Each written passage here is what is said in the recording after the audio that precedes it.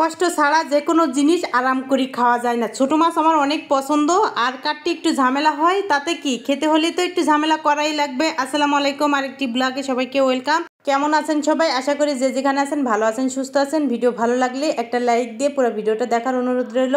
যাই হোক, বাজারের থেকে কিছু ফল আনছিলাম। এখানে আছে আপেল, কমলা, তারপরে কালা আঙ্গুর আর পেয়ারা। এই তো ফ্রিজে রেখে দিলাম। আপনাদের সাথে একটা জিনিস শেয়ার করি। এই যে দেখেন অনেকগুলা মুরগি না, এই মুরগিগুলা কিন্তু একদম ছেড়ে দিয়ে পালা হয়। সাথে এই যে খালি মুরগি না, কোয়েল পাখিও এখানে পালা হয়। আর এগুলা কিন্তু সম্পূর্ণ আমার শাশুড়ির।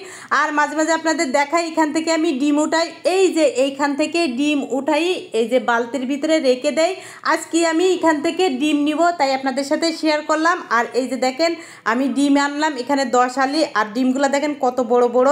এই তো ফ্রিজের ভিতরে রেখে দিলাম, আমার ছেলে মেয়ে অনেক পছন্দ করে। আর এই যে ফ্রিজে কিভাবে কাঁচামরিচ রাখলে একদম পচে যাবে না, সেই প্রসেসটা দেখাচ্ছি। এই যে একটা বাটির ভিতরে টিস্যু দিয়ে এই যে মরিচের বুটাগুলো সুন্দর করে ফেলে দিয়ে তারপরে উপরে দিয়ে একটা টিস্যু দিয়ে রাখবেন। এভাবে আপনার মরিচ একটাও নষ্ট হবে না। তো এখন মামুনি যাবে পরীক্ষা দিতে, একটু রিক্সায় উঠে দেওয়ার জন্য আসলাম। আর একটা জিনিস দেখে আমার খুবই ভালো লাগছে, কষ্ট কম হবে। দেখেন কিভাবে করে গ্যাসের বোতলগুলো গুড়াই গুড়াই নিয়ে আসতেছিল।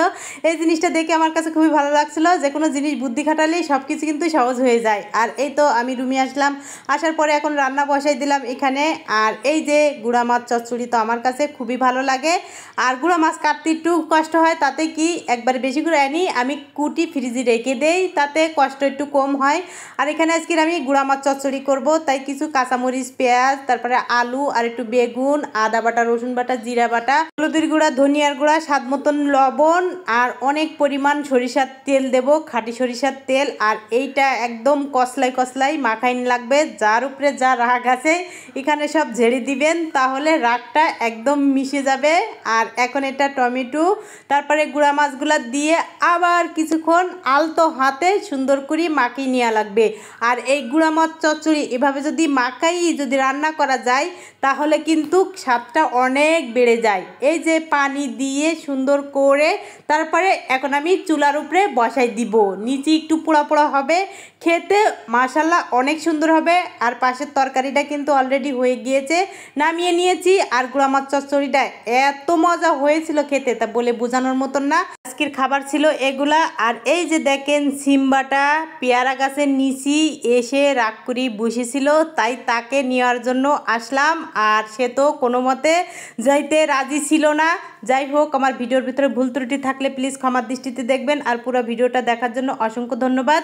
ইউটিউব চ্যানেলটাকে সাবস্ক্রাইব করে দেবেন, আর ফেসবুক পেজটাকে ফলো করে দিবেন। আর এই যে দেখেন রাগের ঠেলায় তাকে যাচ্ছিল না, তাই তালা খুলি এই যে তারা নিয়ে আসতেছিলাম। সে মূলত দেখতেছিল এই যে ছোট ছোট বাচ্চারা এখানে খেলাধুলা করছিল তার মা নিয়ে।